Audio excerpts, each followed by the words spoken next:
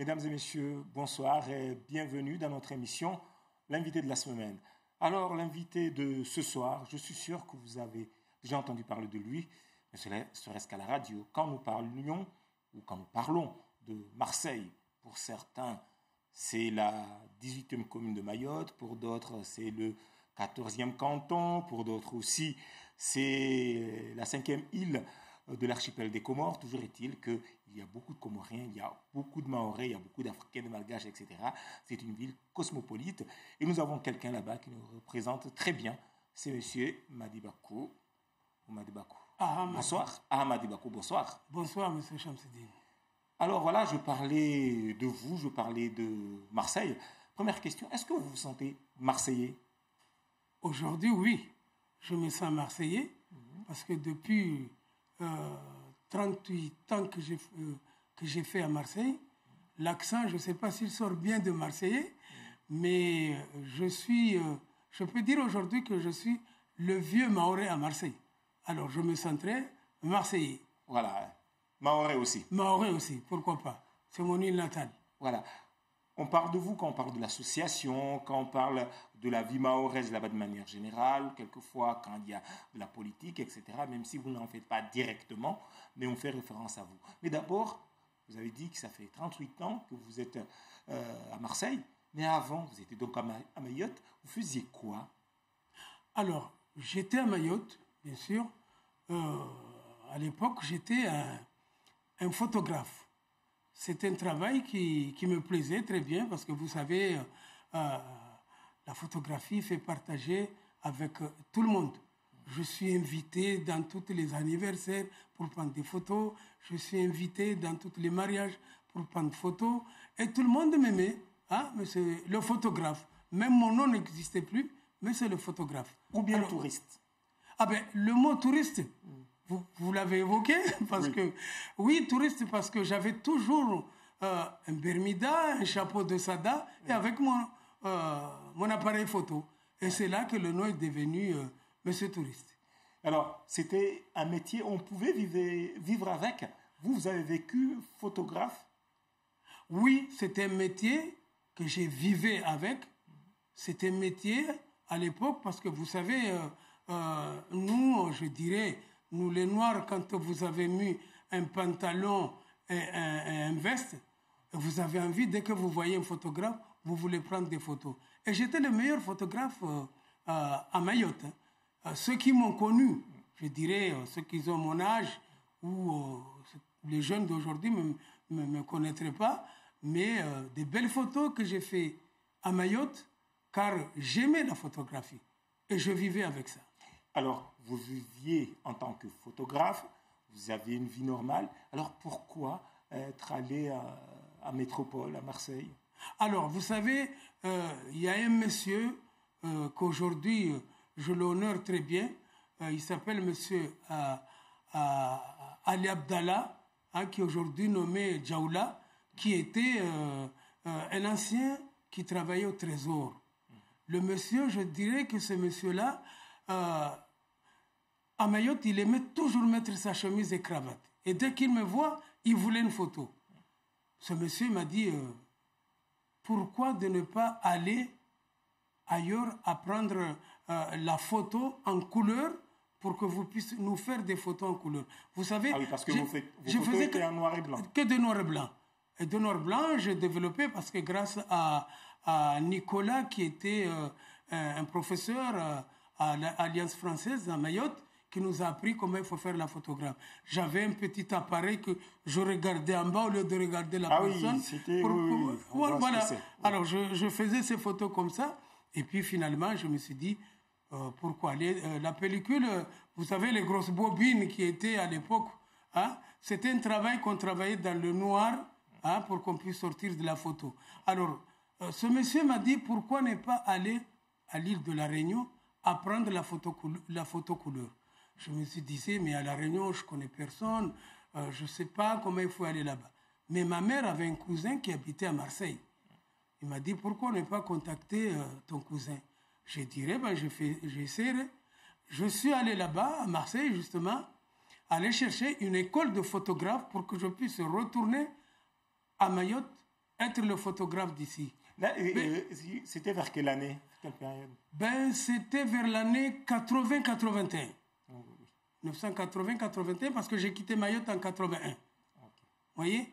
Alors, je suis allé là-bas, et quand je suis allé à Marseille, j'ai cherché des écoles, mais l'école que je trouve, c'est des petites écoles qui apprenaient comment il faut rouler un pellicule 220. C'est pas ça qui m'intéressait. Je voulais travailler dans une grande école qui pourrait m'apprendre la photo en couleur. Alors, finalement, j'ai trouvé une école, mais c'était privé. Il fallait payer. Ma famille n'avait pas d'argent, comment je vais faire? Mais comme j'étais quelqu'un qui aimait ce boulot, ben je me suis inscrit dans des entreprises intérim. J'ai choisi à travailler la journée, vous voyez, et aller à l'école le soir. Ce n'était pas évident, mais comme j'aimais ce photographe, parce que je sais que les Mahorais m'attendaient, alors je me suis mis en disant que j'y vais à l'école. Mais le problème qui m'est arrivé en métropole, c'est que la photo en couleur, je ne peux pas passer tant qu'ils ne m'ont pas vu en couleur noir et blanc, comment je faisais les photos. Alors il fallait prendre une année en noir et blanc et une année en couleur. Alors vous savez, une année en noir et blanc, j'ai vu ce que j'ai payé, mais je ne pouvais pas payer la couleur. Et en ce moment-là, j'ai trouvé des photographes à métropole. Ils m'ont dit, mais pourquoi tu te casses la tête? Écoute, vous prenez contact avec moi et vous allez à Mayotte, vous prenez les photos, vous m'envoyez les pellicules et je vous développe, je vous envoie. J'ai dit, justement, le monsieur qui m'a dit d'aller déplacer, vous savez, quand je faisais quelqu'un une photo pendant 15 jours, 20 jours... Ah oui, parce que quand on avait fait la photo, il fallait attendre 2-3 semaines. Voilà, le temps que je l'envoie à métropole qui revient, et je viens vous dire, vous savez, Chamsidine, votre photo a raté. Ah oui, oui. Vous imaginez.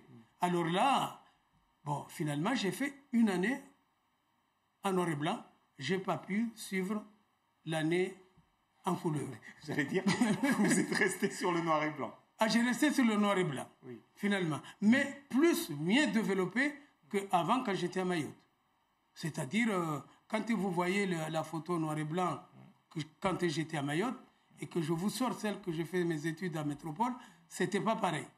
Les métropolitains qui étaient à Mayotte aiment bien que je leur fasse les photos en noir et blanc. Mais c'est nous, les Mahorais, qu'on aimait faire la photo en couleur.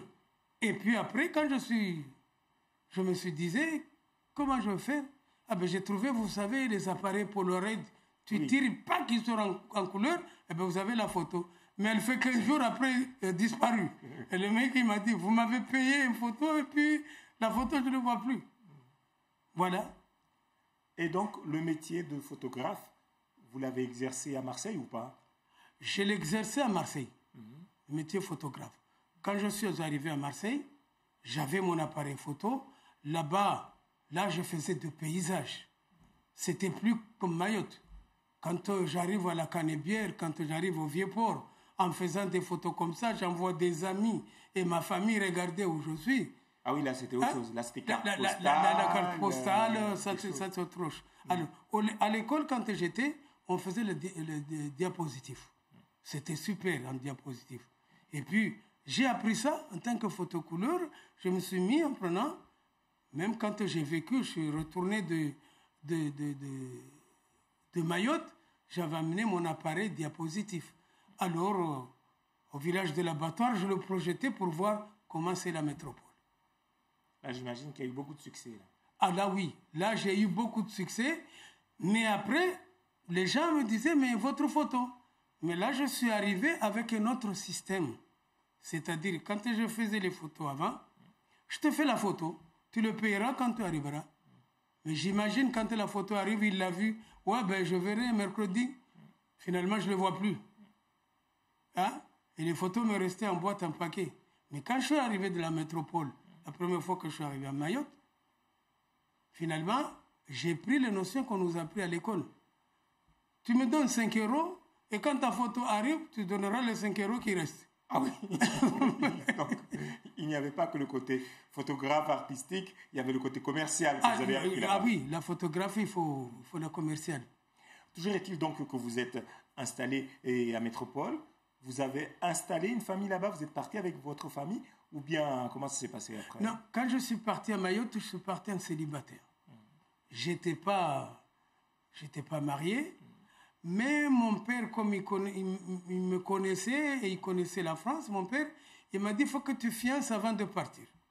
Comme ça, je suis sûr que tu retourneras parce que tu as laissé quelque chose ici. Alors, je suis parti seul en tant que célibataire. J'ai vécu 1 an et demi. J'ai vu la vie de la métropole parce que je suis arrivé là-bas en hiver. Oui. Il faisait très froid. Oui, le Mistral et tout. Le Mistral et tout. Et j'ai regardé, j'ai dit, en travaillant, Mistral, tout ça là, mais il faut que je fonde une famille. Et à ce moment-là, je me suis décidé de dire, bon, je me marie. Mais je dis, je vais travailler à Marseille. Mais en travaillant, c'est toujours la photographe. Parce que je suis allé chercher une école, que j'étais dans cette école-là, que je prenais des photos. Hein? À l'époque, ce n'était pas payant parce que je faisais des photos des enfants qui font des carnavals, hein? Des enfants qui font des jeux. Et puis, moi, ça me motive et ça me remonte aussi. Et je me suis fait connaître dans les écoles de Marseille en tant que photographe. Voilà. Seulement, quand on parle de M. Bako, aujourd'hui à Marseille, on parle d'une espèce d'ambassadeur, de quelqu'un chez qui on va quand ça ne va pas.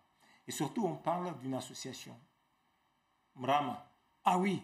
Ou bien le rassemblement des Mahorais de Mayotte. Vous savez, moi, la vie associative m'a intéressé.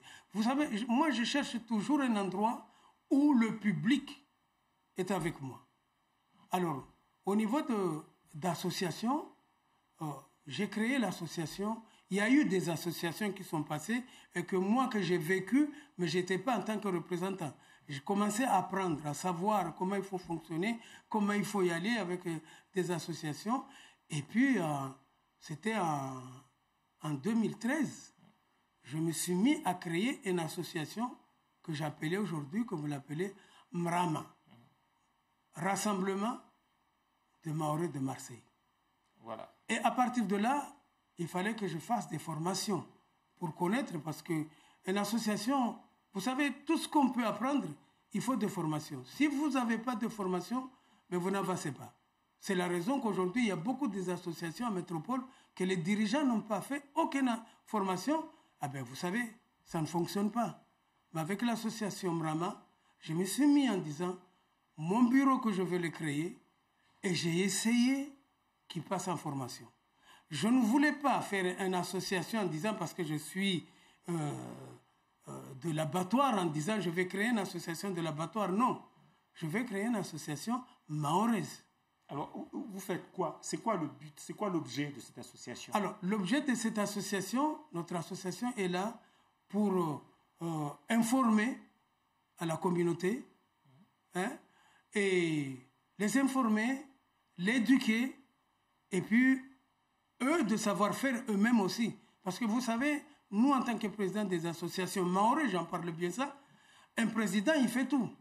Moi, c'est pas ça que je voulais. Non, je veux que moi, je reste sur ma poste de présidence, le trésorier s'en occupe du trésorier, le social s'en occupe du social, et c'est là que je... Vous savez, beaucoup de Mahorais viennent à Marseille qui ne savent pas où est-ce qu'il faut se diriger vers la sécurité sociale, la location familiale, les aides sociales. Je me suis mis ça et moi, j'ai travaillé avec les assistants sociaux. Je me suis intégré moi-même au niveau de tout ce qui se passe à Marseille. Bah justement, reste au niveau des intégrations, de l'intégration de manière générale. On dit souvent que les Mahorais ne s'intègrent pas. Vous êtes à Marseille depuis un peu moins de 40 ans. Est-ce qu'on peut dire aujourd'hui que les Mahorais de Marseille ne s'intègrent pas dans la société, dans la communauté marseillaise? Vous savez, nous les Mahorais, le problème qui nous préoccupe, c'est que nous, on voulait rester Mahorais, même si on est à l'extérieur. C'est-à-dire, on ne s'intègre pas avec d'autres communautés pour voir comment ils s'en sortent. Parce qu'aujourd'hui, tout le monde me dit, mais pourquoi les autres, ils s'en sortent, nous, les Mahorais, ne s'en sortent pas? Mais bien sûr, parce que nous, on veut rester Mahorais et on va amener notre culture. On est riche en culture. Je vous dis, M. Chamsidine, le jour où nous avons fait une danse traditionnelle à Marseille, mais tous les métropolitains nous disaient, mais vous êtes où? À l'époque, on était à la rue, on n'avait pas de maison, c'est entre maison et maison qu'on se réunissait parce qu'on ne s'intègre pas au niveau de la mairie, au niveau de tout social, mais on est fermé entre nous. Alors, le Mahorais lui-même, comme moi je me suis laissé pas faire, je me suis intégré dans toutes les communautés qui sont à Marseille, que ce soit africains, maghrébins, comoriens et français, tout le monde a dit, mais on a un ambassadeur qui est là. À chaque qu'il y a un problème, nous allons voir M. Bako. Justement, à propos de problèmes, nous savons très bien, je ne vous apprends rien, de vivre là-bas. Ah ben si, on le vivait pareil qu'ici. Parce que vous savez, nous en tant que Mahorais, comme on ne voulait pas s'intégrer, mais les Comoriens s'intègrent très vite. Oui. Car eux-mêmes, ils voulaient venir être avec nous au niveau d'associations. Moi-même, j'ai été appelé par les associations comoriennes d'être membre de bureau. Mais moi, je lui expliquais une chose. Je peux être membre de bureau dans cette association en condition qu'on règle le problème de Marseille. Mais s'il s'agit de politique de l'extérieur, c'est-à-dire des Comores, je ne suis pas dedans. Alors, donc, il y a des... Mais il n'y a pas... Vous ne vous bagarrez pas, il y a juste des discussions. Non, c'est des discussions. Vous savez, c'est des discussions. Nous, on est des Mahorais. On est des Mahorais, on est des Français. Vous savez, c'est des discussions, mais on ne se bagarre jamais. Non, ce n'est pas question parce que vous savez, là-bas, quand nous avons des mariages, c'est une union qui se rassemble. Tu trouves un Mahorais qui va marier une femme comorienne ou bien tu trouves une femme comorienne qui va marier avec un Mahorais. Au niveau de mariage, on est unis. Au niveau de Maoulida, on est unis. Au niveau de décès, on est unis. Mais dès qu'on parle politique, ça dès qu'on parle politique, ça ne marche pas. Alors, justement, à propos de politique, on se souvient ici, entre 2009 et 2010, ou peut-être 2011, quand il y avait les défilés sur la consultation à Mayotte, en 2009. Sur la consultation à Mayotte, on a vu les Comoriens au défilé, et puis on a vu les Mahorais défiler. D'ici, on dirait qu'il y avait une tension. Écoutez, la tension, oui, quand on est loin, la façon que... En tant que vous, les journalistes, c'est parce que vous choisissez là où il y a un peu le bruit. Là, nous, on s'est mis en disant que Mayotte, c'est chez nous. Et on veut Mayotte, c'est nous. Nous, on est des Français. Les Comoriens revendiquent ceux qui n'ont pas leur carte de séjour. Mais ceux qui ont leur carte de séjour, ils ne revendiquent pas. Ça veut dire quoi? Je n'ai pas compris. Ça veut dire dès qu'il a sa nationalité, pour lui, Mayotte est Comorien. Et s'il ne l'a pas, non, Mayotte est français. Et restez français comme vous êtes. Okay. Donc, voilà. Et donc, il y a eu des pressions, mais ce n'est jamais allé très loin. Aller très loin, non. Des fois, c'est dans les radios.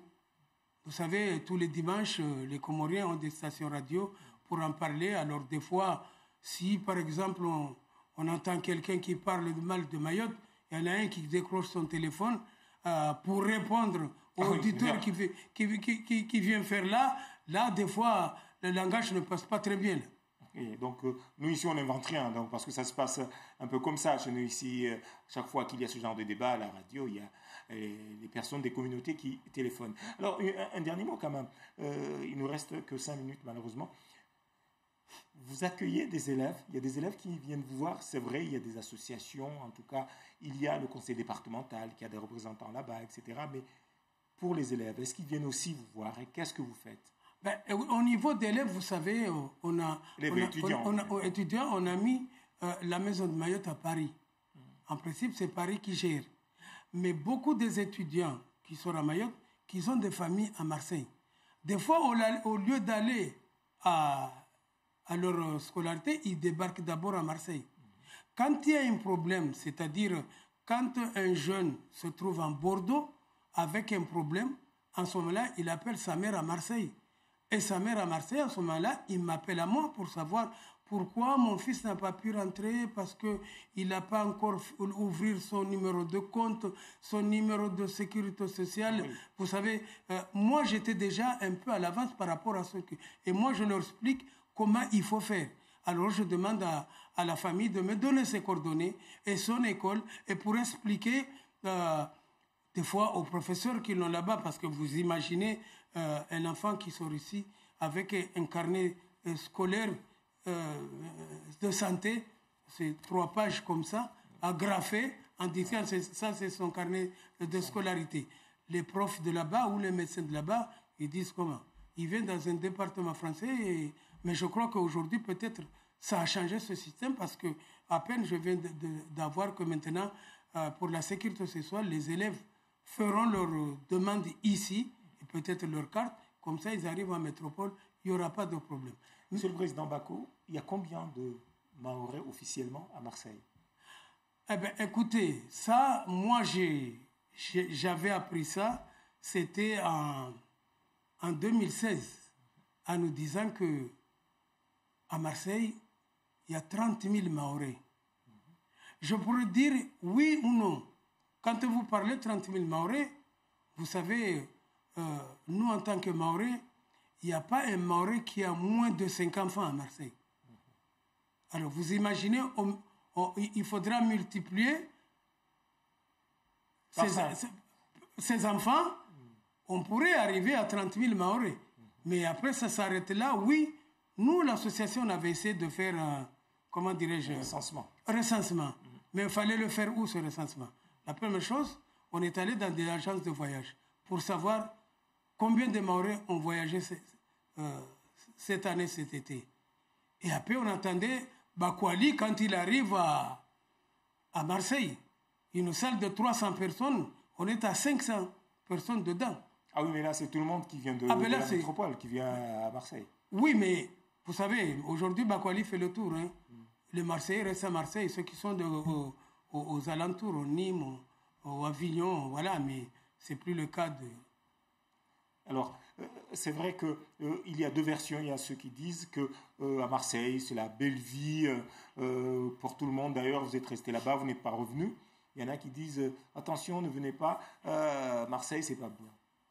Si vous aviez à donner un conseil à un étudiant, par exemple. Non, un étudiant, non. Marseille, c'est bien. Moi, je ne dirais pas que Marseille, c'est mauvais. Marseille, c'est bien.